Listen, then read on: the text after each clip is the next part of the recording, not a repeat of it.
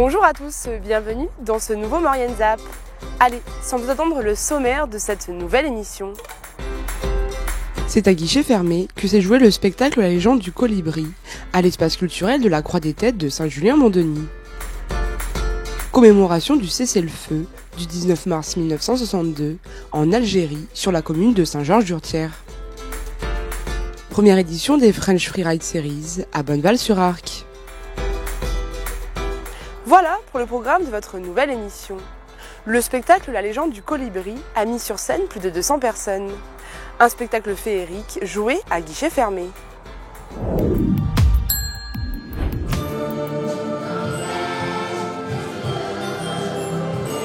C'est à guichet fermé que le spectacle La légende du colibri a été joué à l'espace de la Croix des Têtes de Saint-Julien-Mont-Denis.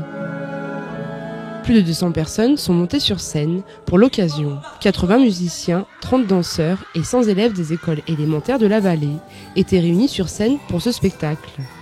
La légende du colibri est un conte musical pour les écoles de musique aux pratiques amateurs.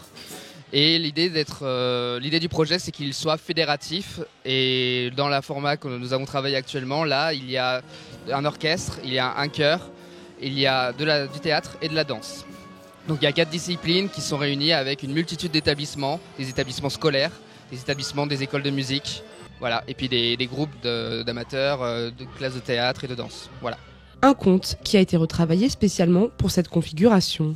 Le texte à la base, c'est un conte tenu par une personne qui parle du début à la fin. Et en fait là, l'une des envies du projet de la Maurienne, c'était d'associer la classe de théâtre et qui a du coup proposé d'en faire une pièce avec des personnages plus marqués, etc. Donc la professeure de théâtre, qui est Fanny Flavin, a réécrit le texte pour la rendre en style direct. Puis après, il est revenu vers moi, j'ai remodifié les choses, ça a été plusieurs allers-retours. Puis après, c'est parti comme ça. Et puis le casting, c'est les professeurs qui portent ça. Nous, on est là pour encadrer le projet global. C'est déjà beaucoup de travail. Et surtout, c'est vraiment les professeurs qui proposent. Donc là, la danse, nous, on a découvert au fur et à mesure. Et après, on a fait en sorte de pouvoir rendre ça harmonieux.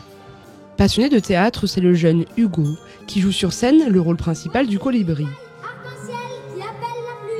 Moi, j'étais déterminée pour vouloir sauver le feu, en fait.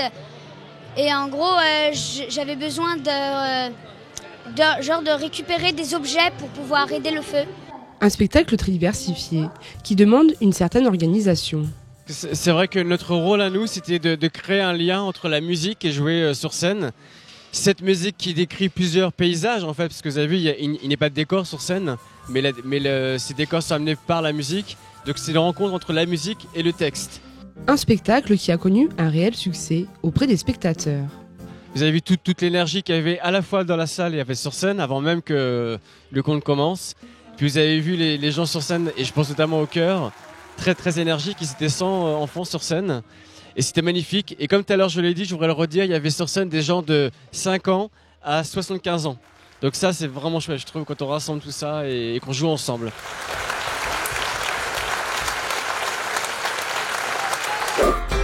Anciens combattants et civils étaient présents à Saint-Georges-d'Urtière pour la commémoration du cessez-le-feu du 19 mars 1962 en Algérie.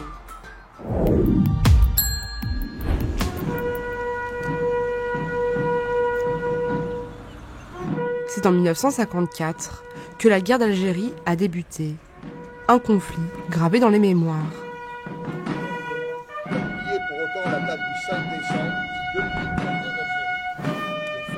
Comme chaque année à Saint-Georges-d'Urtière, anciens combattants et habitants étaient présents pour la cérémonie du cessez-le-feu de cette guerre.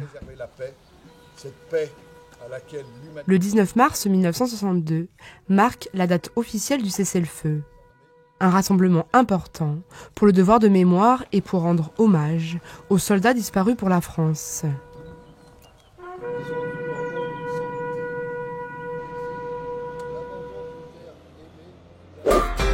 C'est à Bonneval-sur-Arc que les meilleurs freeriders français et européens se sont retrouvés pour descendre plusieurs hors-pistes.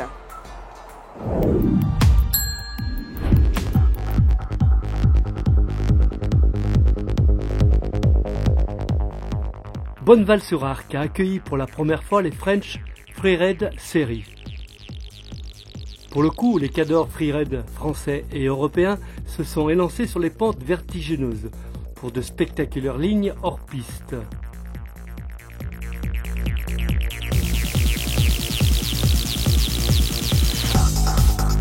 Et ça fait longtemps qu'on se dit qu'une compétition de freeride à Bonneval, ça collerait vraiment parce que c'est un milieu où il y a beaucoup de hors-piste, c'est un milieu où on nous dit qu'on est vraiment derrière Chamonix, la Grave, vraiment un beau spot. Et on se dit que ça faisait un moment, on se disait pourquoi pas du freeride à Bonneval, pourquoi un bel événement de freeride. Et là, ça y est, on l'a enfin, on a pu l'organiser. On a les premiers retours qui sont très très bons, qui sont au niveau des organisateurs, des riders, malgré une année sans trop de neige. Et avec une journée difficile au niveau météo, au niveau qualité de la neige. Donc non, on est vraiment content et tout le monde nous dit qu'on a une très très belle phase, très joueuse. Donc vraiment ravi pour ce retour-là.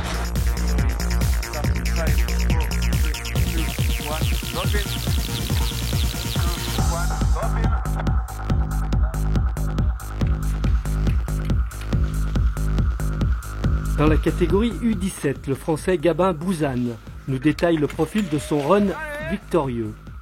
La journée, au départ, on est arrivé, on a checké la face avec les lignes qu'on a vues sur le téléphone. Ensuite, j'en avais fait 3 et j'en ai pris une à la jumelle et je l'ai jusqu'au bout. Après, je l'ai bien travaillé dans la tête avec les coachs, avec un coach qui m'a bien aidé. Ensuite, je suis monté en haut, j'ai continué à prendre des photos. Puis après, c'est arrivé le départ et je me sentais vraiment bien à l'aise sur cette compète, donc c'était cool. Et j'ai fait mon run.